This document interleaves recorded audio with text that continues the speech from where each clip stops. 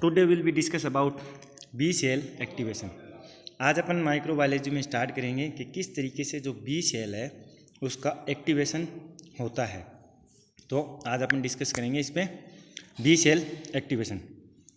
The mature cell divide and secrete the antibodies by various signals. जो mature cells होती है वो क्या करती है, एंटीबॉडीज़ को सेक्रेशन करती है और वेरियस सिग्नल्स और अलग अलग तरीके के सिग्नल्स भी देती है। तो these are of two types, यानी जो बी सेल्स एक्टिवेशन है ये दो तरीके से एक्टिवेट होगी, जिसमें सबसे पहले अपन पढ़ेंगे टी डिपेंडेंट एंटीजन और ट्राई जेनरिंग, मतलब टी जो डिपेंडेंट रहेगा। सेकंड पढ़ेंगे टी इंडिपेंडेंट एंटीजन और ट्राई जेरिंग, मतलब एक तो टी एक्टिवेट होगा वो डिपेंडेंट रहेगा टी सेल्स, दूसरा रहेगा इंडिपेंडेंट, डिपेंडेंट नहीं रहेगा। फर्स्ट अपन स्टार्ट करते हैं कि टी डिपेंडेंट एंटीजन और ट्राइजेनरिक। इसके अंदर क्या देखा, सबसे पहले most of antigen have more than one type of antigen, मतलब जो जितने भी एंटीजन है वो क्या है, more than one type of antigen, यानी एंटीजन का वन टाइप, और साइट नाउन एज इपिटोप। अब इसको इपिटोप क्यों बोला, क्योंकि आपको पता है कि एंटीजन एंटीबॉडी से कनेक्ट होगा, किसके साथ में, एंटीजन एंटीबॉडी के साथ कनेक्ट होगा, तब अपन इसको क्या बोल रहे हैं, इपिटोप बोल रहे हैं। अब देखो B cells are specific for the epitope. जो बी सेल्स हैं वो स्पेसिफिक है फॉर द किसका, इपिटोप्स का। तो basic mechanism for this process, और इसका बेसिक मैकेनिज्म क्या है प्रोसेस का, तो बी सेल इन्वॉल्व है थ्री सेल्स।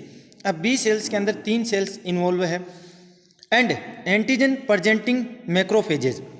तो अब देखो मैक्रोफेजेस मींस निकल जाना, cells which present the antigen, और ये कहाँ पर प्रेजेंट रहेगी, एंटीजन के ऊपर या फिर एंटीजन के साइड में या फिर उसके आसपास में रहेगा। तो T helper cells collect the antigenic information.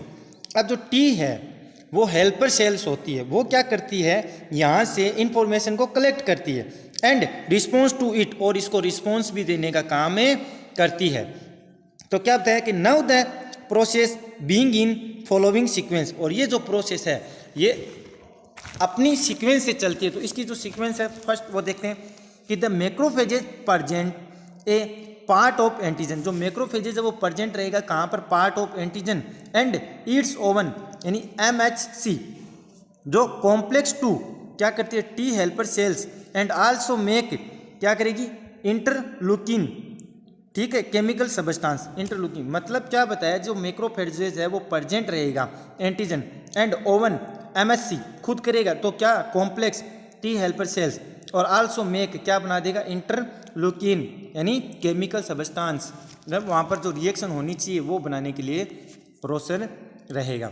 तो इसके अंदर क्या बताया कि भी इंटरलूकिन फर्स्ट स्टिमुलेट किसको करता है, टी सेल्स को, एंड क्लोनिंग बनाता है and to divide make the interleukin second. जो ये फर्स्ट था इंटरलूकिंग वो किस में कन्वर्ट हो गया, सेकंड के अंदर कन्वर्ट हो जाएगा। अब ये सेकंड में कन्वर्ट होता है तो देखो क्या आ गया कि दे आल्सो स्टिमुलेट हाइपोथैलेमस। अब ये जो सेकंड है वो स्टिमुलेट किसको कर देता है, हाइपोथैलेमस को, to arise the body temperature, और हाइपोथैलेमस जैसे ही स्टिमुलेस होता है तो बॉडी का टेम्परेचर भी क्या होगा, अराइज हो जाएगा। तो to enhance the T cells activation, और उसी समय क्या होगा, टी सेल्स एक्टिवेशन स्टार्ट हो जाएगा। तो इंटरलूकिन सेकंड आल्सो स्टिमुलेट, अब जो इंटरलूकिन सेकंड है वो आल्सो किसको स्टिमुलेट करता है, टी हेल्पर सेल्स को भी, एंड मल्टीप्लाई भी करता है उसको, and these helper cells secrete the क्या करती है, लिम्फोजाइम। लिम्फोजाइम ये एक एंजाइम होता है, उसको सेक्रेट करने का मतलब which is also known as जो बी सेल्स ग्रोथ फैक्टर, ठीक है। तो अब ये क्या करेगा कि बी सेल्स है उसका ग्रोथ करना स्टार्ट कर देगा। अब देखो जो बी सेल्स ग्रोथ है वो cause the B cells to multiply, यानी किसको कोज करेगा, बी सेल्स का मल्टीप्लाई को कोज करेगा, और number of B cells increase. तो बी सेल्स की जो नंबरिंग है वो क्या हो जाएगी, इंक्रीज होना स्टार्ट हो जाएगी। तो देखो अब क्या होगा, वेन बी सेल्स इंक्रीज होगी तो टी सेल्स हेल्पर क्या करेगी, सेक्रेट करेगी किसको, बी एक्टिवेशन को और CDF को। तो बी सेल्स क्या करेगी, डिक्रीज कर देगी फैक्टर विच इज लिम्फोजाइम। जो लिम्फोजाइम एंजाइम्स है इसको डिक्रीज करना स्टार्ट देगी। तो अब देखो क्या हुआ कि दिस BCDF स्टॉप हो जाएगा रेप्लिकेशन, मतलब अब मल्टीप्लाई नहीं होगा। तो of B cells and activate B cells to from antibody. तो बी सेल्स जो एक्टिवेट हुआ है वो एंटीबॉडी बनाएगा according to the antigenic site. और कहाँ पर एंटीजेनिक साइट्स, और कौन सी साइट है, इपिटोप की साइट पर एक्टिवेशन। तो नाउ एंटीजन क्या होगा, antibody reaction will be occur. तो अब जो एंटीजन है उसके साथ में एंटीबॉडी रिएक्शन अक्कर होगी। तो डायग्रामेटिक प्रोसेस के थ्रू बताया गया है। सबसे पहले मैक्रोफेजेज, इसके साथ कनेक्टेड कौन, MHC, जो कनेक्ट होगा T हेल्पर सेल्स के साथ में। तो T हेल्पर सेल के साथ में कनेक्ट होगा तब क्या होगा कि रिलीज होगा फर्स्ट और सेकंड रिलीज होगा। तो क्या बनता है, स्टिमुलेट, हाइपोथैलेमस स्टिमुलेट होगा और बॉडी टेम्परेचर इंक्रीज हो गया।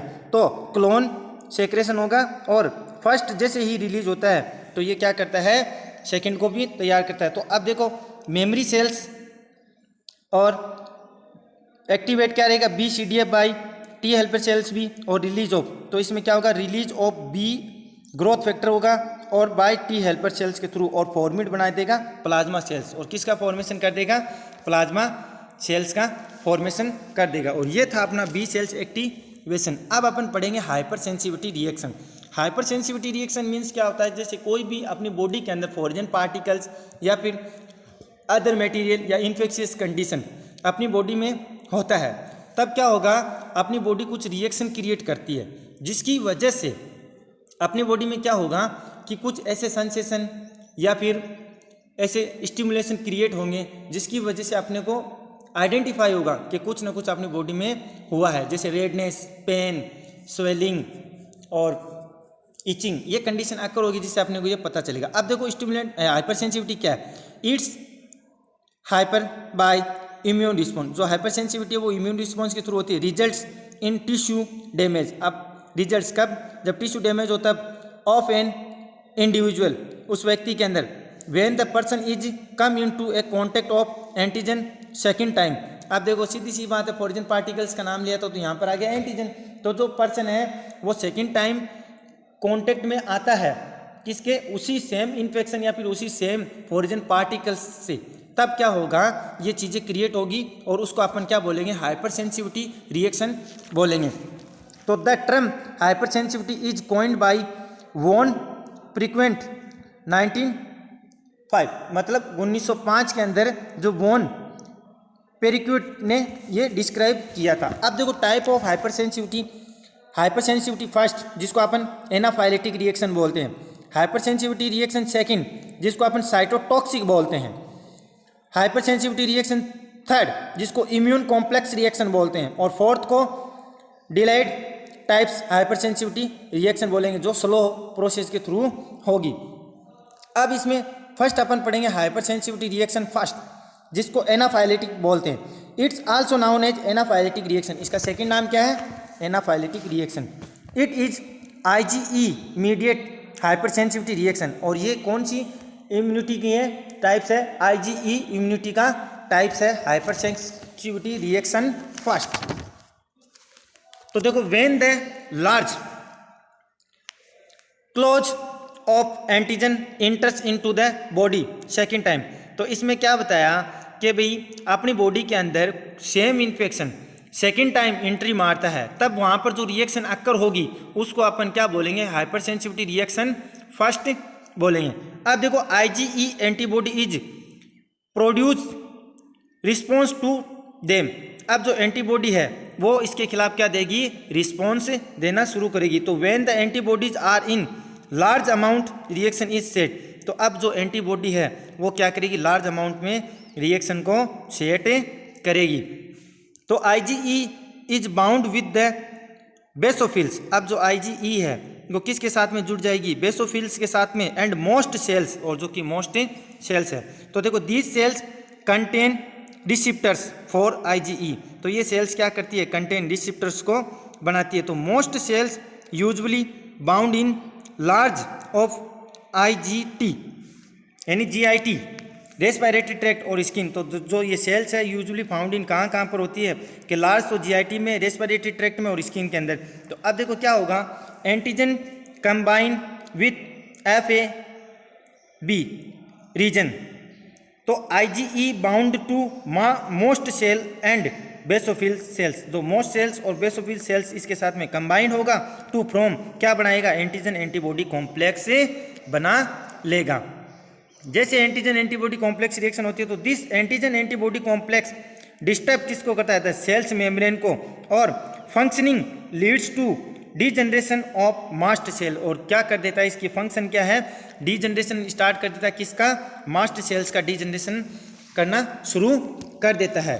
तो अब क्या होगा, नाउ द मास्ट सेल्स और बेसोफिल्स रिलीज किसको करता है, केमिकल मटेरियल्स को, तो इसी समय ये जो मास्ट सेल्स और बेसोफिल सेल्स है वो रिलीज करता है केमिकल मीडिएटर्स को, तो एग्जांपल्स में हिस्टामिन और प्रोस्टाग्लैंडिन्स रिलीज होगा।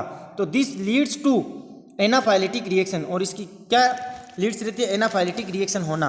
तो histamine and prostaglandins reaction by the किसके थ्रू, हिस्टामिन एंड प्रोस्टाग्लैंडिन, तो these occur in vasoconstriction and vasodilation. कब होगा कि जब वेसो कॉन्स्ट्रिक्शन होगा यानी सिकुड़ जाएगी या फिर उसका डायलेशन हो जाएगा, तब ये रिएक्शन अक्कर होगी। एंड अराइज किसको करता है, स्मूथ मसल्स कॉन्ट्रैक्शन को, और किसको अराइज कर देगा, स्मूथ मसल्स कॉन्ट्रैक्शन को अराइज कर देगा। तो it occur in bronchospasm, अब क्या कर देगा, ब्रोंको जो ब्रोंकस है उसको स्पाजम करना शुरू कर देता है। तो क्या होगा, it arise in vascular permeability, और किसको अराइज कर देता है, जो वेस्कुलर परमेबिलिटी है उसको अराइज कर देगा। तो hyper sensitivity first reaction occur हो जाएगी और फ्यू सेकंड्स के अंदर और फ्यू मिनट्स के अंदर, तो हाइपर सेंसिटिविटी फर्स्ट रिएक्शन वो अक्कर हो जाएगी फ्यू सेकंड्स या फिर फ्यू मिनट्स। तो degeneration is reaction of short, और जो डीजनरेशन की रिएक्शन वो शॉर्ट रहेगी। तो this is not a heritable disease, और ये कोई भी हेरिटेबल डिजीज नहीं है। तो डायग्रामेटिक प्रोसेस के थ्रू देखो मास्ट सेल्स एंटीजन एंट्री मार रहा है, तो देखो IgE क्रिएट हो रही है, और जैसे ही IgE क्रिएट हो रही है तब क्या हो रहा है, रिलीज हो रहा है किसका, FAB रीजन और एंटीबॉडीज, और हिस्टामिन एंड प्रोस्टाग्लैंडिन भी साथ में रिलीज हो रहा है। अब हम नेक्स्ट स्टार्ट करते हैं हाइपर सेंसिटिविटी रिएक्शन सेकंड, जिसके अंदर क्या दिया कि भी hyper sensitivity reaction second also known as cytotoxin reaction है। साइटो मतलब सेल्स, टॉक्सिन मतलब harmful material. These reaction are create by host cells, और ये रिएक्शन अक्कर होती है कोई भी होस्ट सेल्स। होस्ट सेल्स का मतलब या तो इन्फ्लामेशन या फिर infectious cells. These reaction are done with toxin mediator and cells lysis, और ये कब होती है, टॉक्सिन मतलब कोई जहरीला पदार्थ हो तब, मीडिएटर एंड लाइसिस या फिर ब्रेकडाउन हो चुका हो तब। अब in this type hypersensitivity two types and antibodies, यानी इसमें कौन कौन सी IgG and IgM are involve रहती है। Antibodies also formed against tissue for antigen and surface cells, मतलब ये फॉर्मिड होती है जो टिश्यू डैमेज हो गया वहाँ पर एंड कोई एंटीजन आ गया उस सरफेस के आसपास में। तो these antibodies stimulate the complement pathway, तो स्टिमुलेट किसको करता है, कॉम्प्लीमेंट पाथवे को, and variety of the other mechanism, और वेराइटी बढ़ा देता है किसकी, अदर मैकेनिज्म की।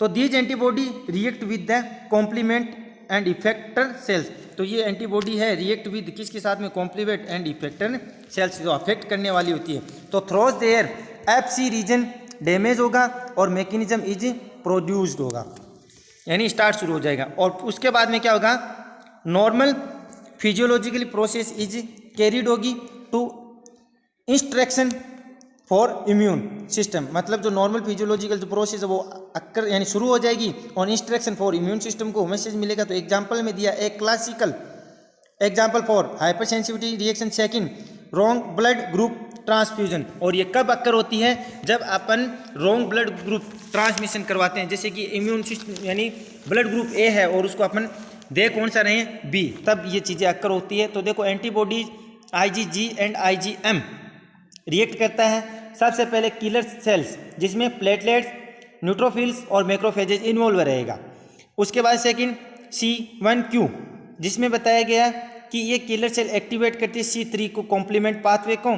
तो F9 और AB रिएक्शन अक्कर होगी जिसमें क्या होगा, क्लासिकल पाथवे से क्या होगा, लाइटिक पाथवे यानी ब्रेकडाउन। तो plasma membrane damage and cell death, जैसे ही प्लाज्मा मेम्ब्रेन डैमेज होना स्टार्ट हो जाएगी तो सेल का डेथ होना भी स्टार्ट हो जाएगा। अब देखो hyper sensitivity reaction third, if the extra जैसे कि antigen antibody complex present in the body blood, क्या जो एंटीजन एंटीबॉडी रिएक्शन है वो प्रेजेंट इन द ब्लड, तो दीज एक्स्ट्रा कॉम्प्लेक्स रिमूव करता है मैक्रोफेजेस सेल्स को रिमूव करना शुरू कर देता है। तो if the complex are not remove by macrophages, जो कॉम्प्लेक्स है वो नॉट रिमूव करता है किसको, मैक्रोफेजेस को। तो देखो if these are present in way high amount they beings to accumulate in blood vessels, तो हाई अमाउंट में ये क्या रहेगा, अकुमुलेट इन ब्लड अमाउंट के अंदर और वेसल्स के साथ में, तो दे क्रिएट किसको करता है, inflammatory response by release of किसको करता है, हिस्टामिन और प्रोस्टाग्लैंडिन्स को रिलीज कर देता है। तो this inflammatory response can damage किसको करता है, प्रेजेंट मेम्ब्रेन ऑफ जॉइंट्स जैसे kidney, skin, lungs, blood vessels, इनको करता है। तो देखो कैसे, सबसे पहले देखो एंडोथेलियम जिसमें क्या होगा, बेसमेंट मेम्ब्रेन, ब्लड वेसल्स और हिस्टामिन, सेकंड में की platelets, antigen antibody complex, basophil और एक्स्ट्रा कॉम्प्लेक्स एंजाइम रिलीज। तो क्या होगा, be vasculitic infection and inflammation, infection क्या होगा, ब्लड वेसल्स के अंदर एंट्री बाहर लेगा।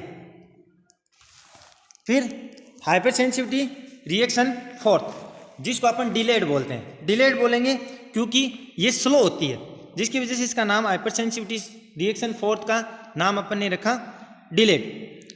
It is defined as the T cell take some time to reach the site of infection. मतलब क्या बताया कि जो हाइपर सेंसिटिविटी रिएक्शन फोर्थ है, डिलेड है, वो क्या होगी, जो टी सेल्स टेक करती है some time to reach the site of infection, to reach the site of infection, बहुत ज़्यादा, तो so it is known as delayed process. क्यों रखा कि जो टी सेल्स है वो टेक करती है सम टाइम, कुछ समय के लिए, रीच किसकी, साइट ऑफ इन्फेक्शन की, तो इस वजह से इसका नाम रखा डिलेड सेल्स। तो the best example of hyper sensitivity fourth का दिया है टीबी टेस्ट, जिसको अपन मोन्टेक टेस्ट बोलते हैं, क्योंकि 8 आवर्स या फिर 24 आवर्स या 48 आवर्स के अंदर इसका पता चलता है। तो this is the best example of hyper sensitivity fourth का जो टीबी या फिर मोन्टेक टेस्ट करते हैं। इसमें दिया कि this is also known as TB skin test, और इसका दूसरा नाम टीबी स्किन टेस्ट भी रखा है। This is done by injection of TB bacilli which is known as tuberculin. मतलब कि भाई इसको अपन ने डन किया, इंजेक्शन करेंगे किसका, टीबी बेसिलाई का, तो अब इसको अपन क्या बोलेंगे, ट्यूबरकुलेशन बोलेंगे। तो reaction is occur after the 8 hours, बताया था 8, 24 और 72, तो इसकी रिएक्शन अक्कर होगी 8 आवर्स के अंदर। 8 hours at the site of infection is red, तो उस साइट ऑफ इन्फेक्शन वह जगह क्या हो जाएगी, रेड हो जाएगी, और जितना इसको इंजेक्शन करवाया उसका होल 10 mm का हो जाएगा।